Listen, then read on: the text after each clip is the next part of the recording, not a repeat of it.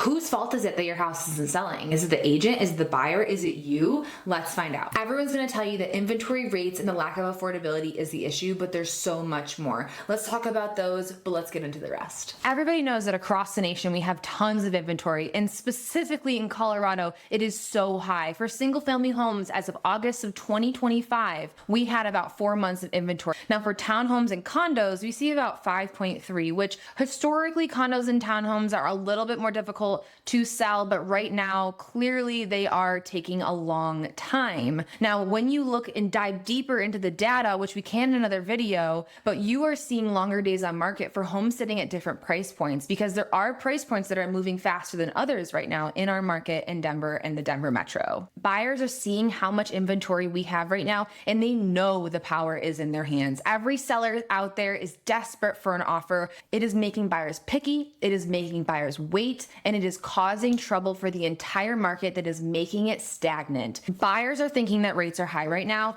and especially because we just had that Fed cut, there was a ton of misinformation with buyers and the lack of education that agents were giving their buyers and just their sphere in general, causing more problems. Now, we knew rate cuts were coming for a long time, but the problem is we were actually seeing for 3 to 4 weeks prior to that rate cut, a low after low. Like, we had lows in rates down to 6.13. We have not seen that since October of last year. That is crazy. And buyers were not jumping on that low. They were thinking, because of the lack of education, that the rates, the Fed cut rates, were going to affect mortgage rates, which typically do not happen. Actually, we saw rates go back up. Now we're back up at 6.38, 6.4. And a lot of people don't think that's like a huge difference. When you look at it, you can save a little bit of money versus one or the other. My name is Annalise Kurowski. I am an agent and a mentor with JPAR Modern Real Estate. I guide agents and my clients to figure out how to navigate this market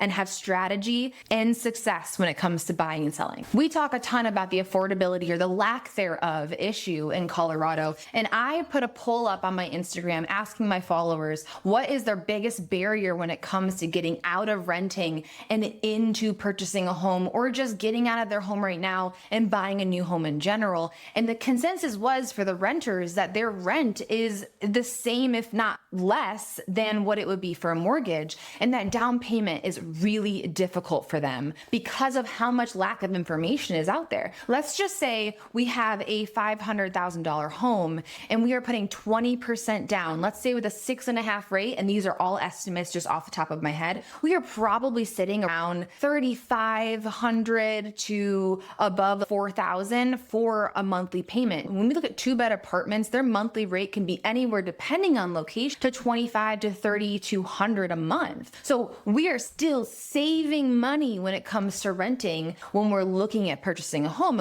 That original estimate was off of 20% down, but we know from my Instagram that down payment is their biggest issue. So when they are thinking they can put 3.5% down, their payment is much more than that $3,500 to $4,000. So we already have that good idea, but buyers are not understanding that because of the power they have right now, we can adjust with that rate with concessions from sellers. The people that are sitting in their homes and they purchased a couple years ago during COVID are in a rate chokehold. And I am telling everybody that is trying to upgrade that it is better to sell on a low and buy on a low, because the amount of money, because we're anticipating that you are buying at a higher price point because you're making more money or you need a bigger house, that if you are getting a discount on that $800,000 home, you're going to make up for that loss on your $550,000 home. Now that we got all that out of the way, let's talk about the things that are happening behind the scenes. And the number one I'm seeing that a lot of people do know about is pricing incorrectly. But let's dive a little deeper into why people are pricing incorrectly. If we think about how many agents last year did not even sell one home, it's about 75 to 80% of agents. So we have a lot of lack of education when it comes to our agents. So when agents meet you for the first time and they are talking about selling your home, they talk about a CMA, a comparable market analysis. When they run that market analysis. It's just data off the MLS that they're pulling, and they pull the numbers and they hand it over to you and say, this is what I think you should sell your home at. But that is not the case right now. We are seeing that the true value of your home, what it's actually worth, is not what's selling right now. I am getting appraisals back, which is the true value of your home that the bank is going to loan you, $5,000, $10,000, $20,000 over what you're actually purchasing that house at in your original contract. When agents are pulling that information from their CMA on the MLS, they are not sifting through those photos and looking at the updates, looking at the quality of the home. They're pricing it out. So let's use an example. We have one neighborhood and we have 5 homes. One is under contract and we have 4 that are still on the market. And let's say one has been on the market for 2 weeks. We have a month, we have 2 months, and we have 3 months. Okay. Agents are not looking when they are pricing their homes at how many price drops each home has made, how quickly they made them,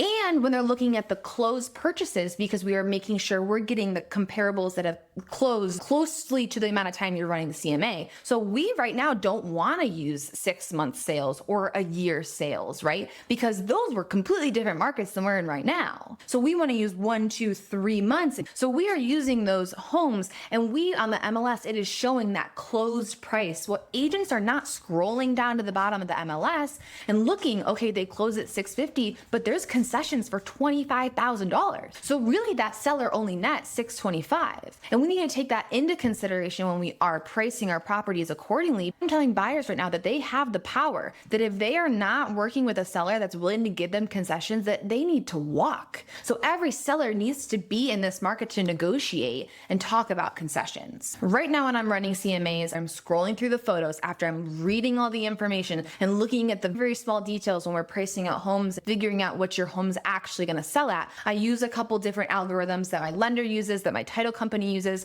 and we are pulling a seller net sheet so that you know from title what is an estimated amount that you will net from your sale. Once we have all the information, we can figure out how much leeway we have when it comes to concessions, because we are going to talk about the probability right now of you giving concessions. When the numbers come out and I give you my report, my recommendation might actually come below what the numbers are coming at. What your home is valued at right now is probably not what it's going to sell at. We're going to talk about the next 2 things as one whole in one conversation. We are talking about homes not being ready and buyers wanting turnkey. When we are looking at homes that aren't selling, we are looking at the photos. If they do not have professional photography, a professional video, the agent that has dialed in social media with a social media presence to promote their listings, if they are not running ads right now, if they are not doing print marketing, if they are not doing the trifecta, that house is already at a disservice because the amount of eyes on it is not happening, because most of the people on Zillow, they're not seeing all the options on there. When I'm looking through photos, I can identify that a lot of sellers with their home sitting on the market are not looking at every little tiny detail of their home, updating it, painting it, decluttering, depersonalizing. They are not doing all of these things to get their houses ready, and that is the exact reason why